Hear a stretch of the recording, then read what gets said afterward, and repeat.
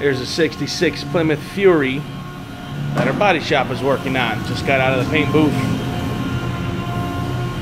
We're still not done with it, obviously, but it's gonna be a pretty nice car when they're all done. That car, that Fury, is just for our body shop. It's not getting anything mechanical done to it, so none of the mechanics are working on that car. The shop I'm at, we have a body shop and a mechanic shop here, which helps keep us busy on the mechanic side. Car gets banged up and smashed up. They fix the body, and usually it's going to need some suspension work or something. So helps to keep us busy, keeps the owner happy, and we got some pretty good guys working over there. Kind of know what they're doing. So finally got a little bit of work in this morning. I have this Impala here. I'm doing a thermostat coolant temperature sensor on. You can see here it's a pretty simple job, nice and easy, but pretty straightforward. Coolant temperature sensor goes in this hole here. That's where the thermostat sits. Already got started on it. All I gotta do is clean up the surfaces, pop the stuff in, and she's all done. But also on Saturday before I took off, I was working on a Ford F150 that needs an engine. You can see here I tore the valve cover off and exposing the camshaft, and I pulled a couple of the bearing caps off. You can see some of the scoring. What happened was the cam phasor went bad and messed with the valve train and screwed some things up in there. So the owner of this vehicle has a aftermarket warranty, and they're going to be paying for an engine. So this time it was beneficial. Most of the time, I can't say most of the time, sometimes those aftermarket companies, they're really not worth it. They send adjusters out and find any reason not to warranty what needs to be done. Just last week we had a Ford Explorer needed a transfer case, and the adjuster came out and inspected it and found a leaking seal.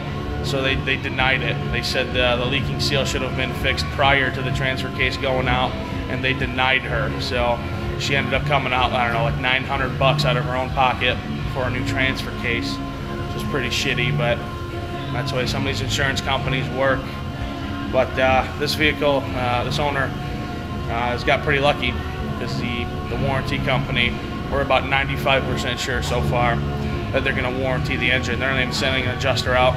We're just taking some pictures for them to have a look at, and they're gonna, pretty sure they're gonna warranty the motor. You know, they don't send an adjuster out because this motor is kind of notorious for this, so I'm sure they've seen it 100 times. Another Ford product for you. All right, just finished everything up, got everything plugged back in, the thermostat in, and the coolant temperature sensor. So far everything's working beautifully. The customer's initial complaint was his gauge wasn't working correctly, wasn't really moving too much on the dash, and we actually have an external laser that measures heat, and on the outlet of the thermostat housing, that was reading over 200, just over 200, and on the dash it was showing about 130.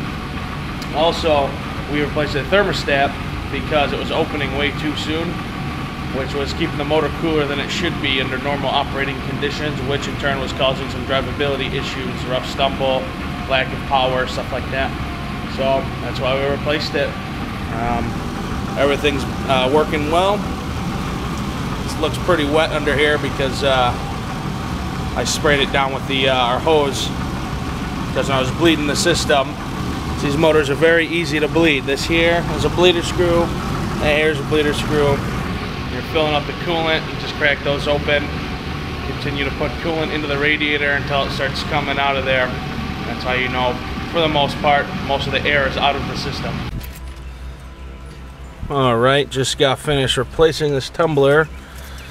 Here's the old one, the old key. The new one's already installed with the new key. And she starts up nice and good now, so that is a success. Also, quick note, I had to pull the radio out to get access to this tumbler here. Once you pull the radio out, it's very easy to access that. to pull the tumbler out, all you gotta do is press this little tab, actually, this right there, and the key's in the correct position. That tab moves in and out. You just use a little pick tool and it just pulls out with the key. So very, very easy. But if you pay attention to this spaghetti mess, they have a an aftermarket radio inside this vehicle, and I don't know if the owner did this himself or if it was one of them deals where they didn't want to pay a professional to do it. And well, you can see about 15 pounds of electrical tape. Things really not the way they're supposed to be. Look at this big hunky connector, universal radio connector. This is very, very, very poor install. I mean, the radio works, but just barely by what I'm seeing in here. So when you need some kind of work done, doesn't matter what it is, radio installation, auto repair, body work, unless you want a half-ass project or something like that, take it to a professional. Unless you truly know what you're doing, or if you know somebody who you 100% believe they know what they're doing, because you could just end up with problems later on down the road. Alright, well, I just buttoned everything up. I'm gonna leave the key in the on position in that Grand Am behind me, and yeah, I'm gonna leave the key on for about 20 minutes. I'm gonna go start it. Security light should be off, everything should be good, and the customer will be on their way. Alright, so I guess the insurance company wanted more pictures of the damage inside this motor, so I'm going to be tearing off the passenger side valve cover right here. Gotta pull this up so they can see the camshaft just like on the other side.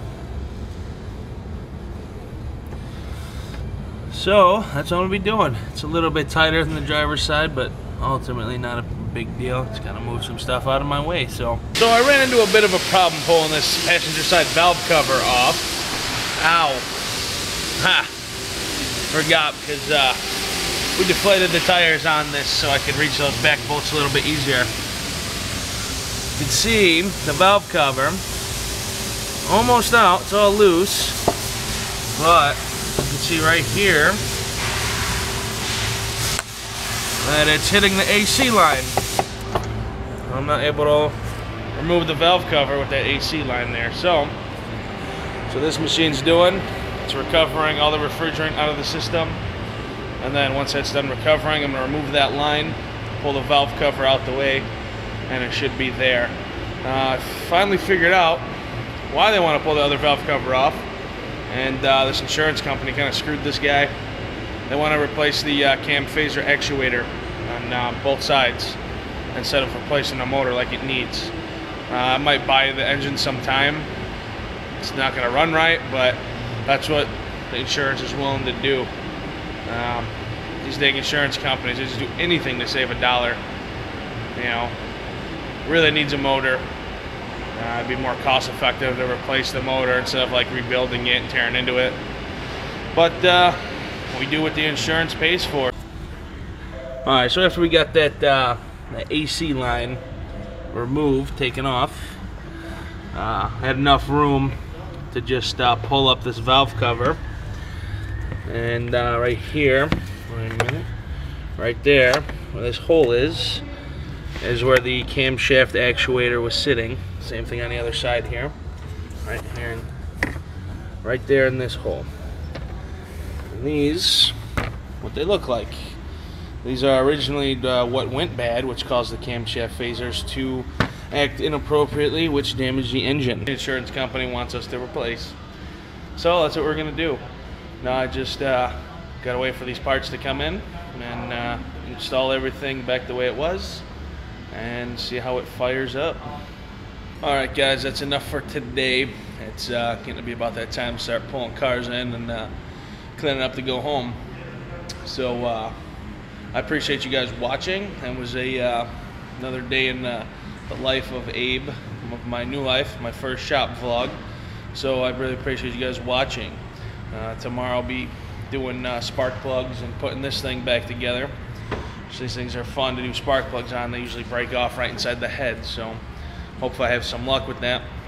And yeah, just thank you guys for watching. And if you enjoyed the vlog today, hit the subscribe button and the like button. It really helps me out tremendously, and it lets you know every time I make a new video. So until next time, guys, run hard and get paid.